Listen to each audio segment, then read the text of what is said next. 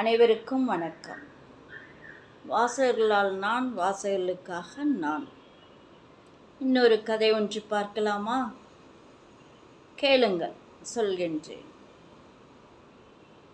அதாவது, ஒரு நல்ல குடும்பம், அமைதியான குடும்பம், மகிழ்ச்சியான குடும்பம், ஒரே ஒரு பெண் குழந்தை. அந்த குழந்தை 5ஆம் வகுப்பு படித்து கொண்டிருந்தது. 5ஆம் வகுப்பு படித்து கொண்டிருந்தது. அவர்கள் ஒரு மளிகை கடை வைத்திருந்தார்கள். இரவும் பகலும் ஹோல்சேல் மார்க்கெட்டில் போய் வாங்கி வரவும், காய்கறிகளை, பழங்களை, மளிகை சாமான்களை கணவர் வாங்கி வரவும், மனைவி கடையில் உட்கார்ந்திருப்பதும் கல்லாவில் இவர்களுடைய வாழ்வு இப்படியே ஓடிக்கொண்டிருந்தது. குழந்தைக்கு பள்ளி விடுமுறை, பண்டிகை பருவம் என்றால் விடுமுறை, தேர்வு முடிந்ததும் விடுமுறை.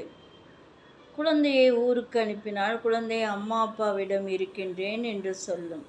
அன்பாக இருக்க ஆசை, தன்னிடம் அன்பாக யாரும் இருக்க வேண்டும் என்று விரும்புகின்றது போலும்.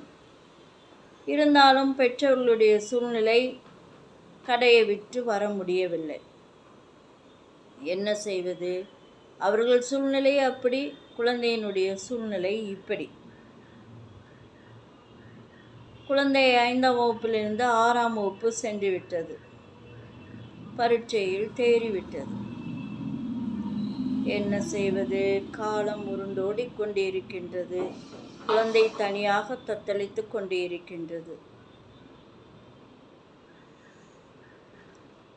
6ஆம் வகுப்புக்கு நான் போகின்றேன் என்று சந்தோஷப்பட்டது.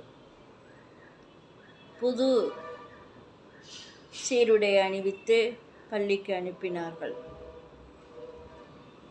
பள்ளியின் வாகனமோ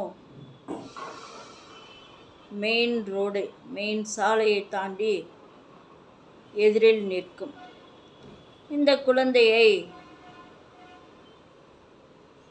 பெற்றவர்கள் இருவரில் ஒருவர் சாலையை கடந்து பள்ளி வாகனத்தில் ஏற்றிவிட்டு வருவார்கள்.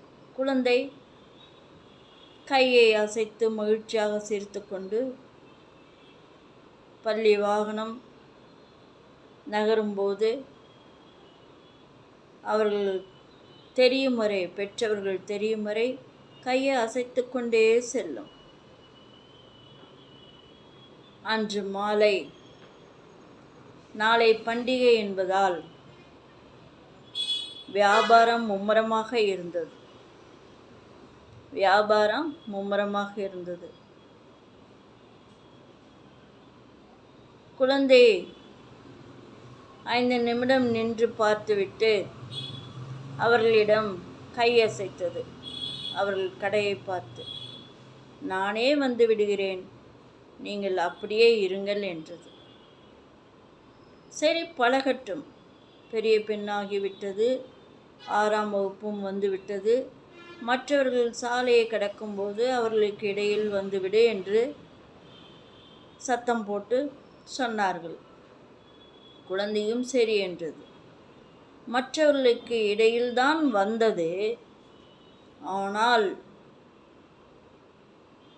ஒரு இருசக்கர வாகனம் தடுமாறி சாலையில் வந்து கொண்டிருந்தது வேகமாக. பெரியவர்கள் ஓடி நகர்ந்து கொண்டார்கள். இந்த குழந்தை நிலை தடுமாறியது. பெற்றோர்கள் பார்த்து கொண்டே இருந்தார்கள். ஓடி வருவதற்குள் குழந்தையின் மேல் வண்டி மோதிவிட்டது. குழந்தையின் தலையில் பலத்த அடிபட்டது. உடனே மருத்துவமனைக்கு அழைத்து சென்றார்கள். மருத்துவமனை அதுவும் எதிரில்தான் இருக்கின்றது, பெரிய மருத்துவமனை. இருந்தாலும் பாருங்கள், தலையில் பலமாக அடிபட்டதால்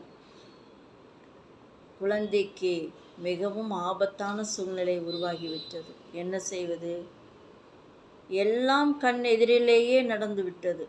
பெரிய மருத்துவமனையும் மிக அருகில்தான், சாலையை கடந்தான். என்ன செய்வது? ஒன்றும் செய்ய இயலவில்லை. இதிலிருந்து என்ன தெரிகின்றது? பெற்றவர்களின் கவனிப்பு குழந்தைகள் மேல் இருந்து கொண்டே இருக்க வேண்டும். எவ்வளவு வருமானம் வந்தாலும், எவ்வளவு வேலைகள் இருந்தாலும் இந்த சிறு குழந்தையை இப்படி விட்டிருக்க கூடாது அல்லவா?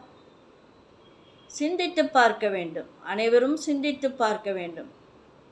குழந்தையை இழந்துவிட்டு வாழ்நாள் முழுவதும் தவித்து கொண்டு பணம் சம்பாதித்து கொண்டு குவித்து கொண்டு மூட்டை மூட்டையாக வைத்து கொண்டிருந்து என்ன பிரயோஜனம்? ஒன்றும் பிரயோஜனம் இல்லை. தங்களிடமிருந்து விடை பெற்றுக் கொள்வது VS ரோமா, கோயம்புத்தூர்.